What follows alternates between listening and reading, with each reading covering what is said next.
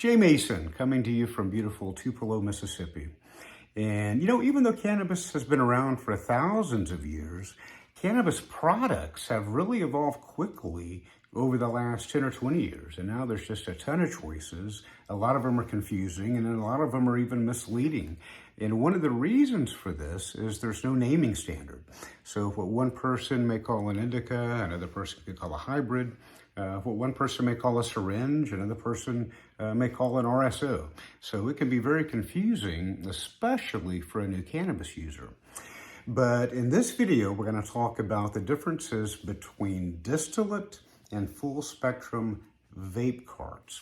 So let's start off by walking through a processing company. And that's the type of organization that in the front door comes all this kind of cannabis plant material. It's processed, kind of like a commercial kitchen, and out the back door are all these fantastic cannabis products, all the way from gummies to tinctures to coffee to all sorts of stuff. But at the center of this is the extraction process, and that can be done in a number of ways. And some of the machines that do this are just incredibly expensive. I've seen some, $750,000, $1 million and up.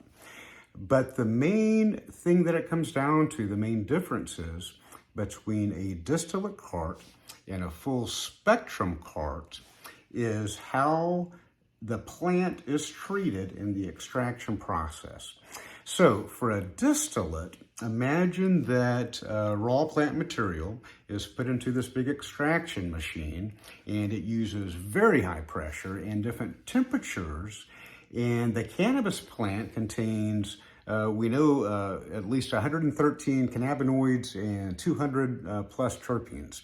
But the ones that we know of, these extraction machines can extract just this one cannabinoid, just THC or just CBD or just CBG, and they can do the same thing on the terpenes, which can be extracted at different temperatures. They can also extract terpenes from other plants. For example, if you were to put lemons in the machine, you could extract limonene. If you were to put mangoes in the machine, you could extract the terpene myrcene.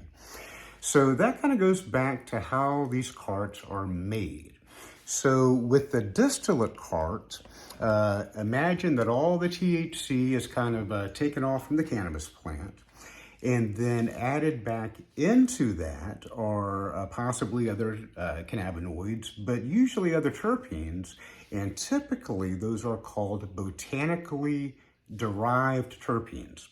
And the difference between botanically derived terpenes and cannabis-derived terpenes is that the botanical derived terpenes come from other plants. So for example, the myrcene that we talked about, that can come from mango.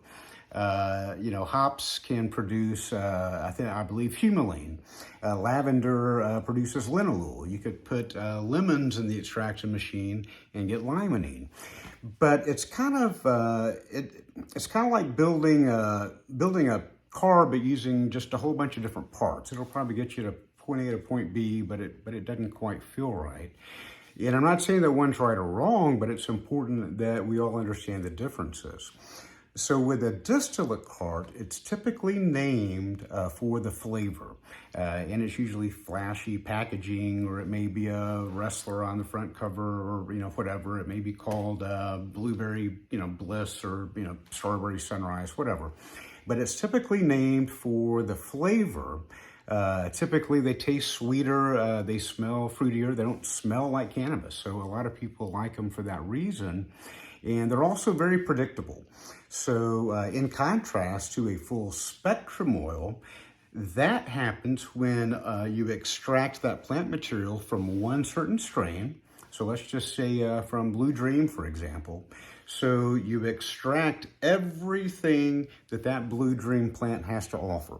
You're getting all the cannabinoids, all the terpenes, and they all matter. At this point in our research on cannabis, we don't know how much they all matter. But that didn't happen with the distillate. It's a lot more predictable. So, and that's great for some people. So imagine, going to a bar and you order a vodka with cranberry juice. So you know this vodka, or you know if it's purely an alcohol, you know exactly what you're getting, and it's the same thing every time.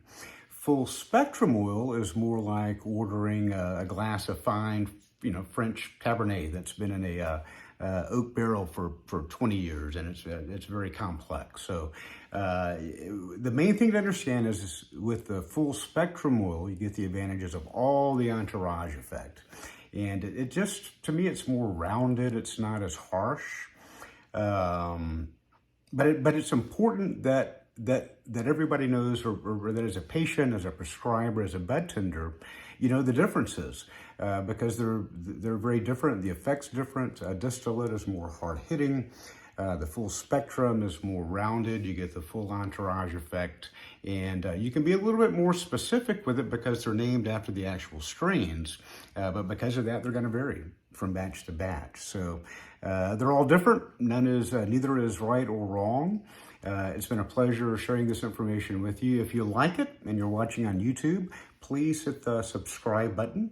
And I also have a new book out on Amazon called The Surprising Truth About Cannabis. Thanks for watching.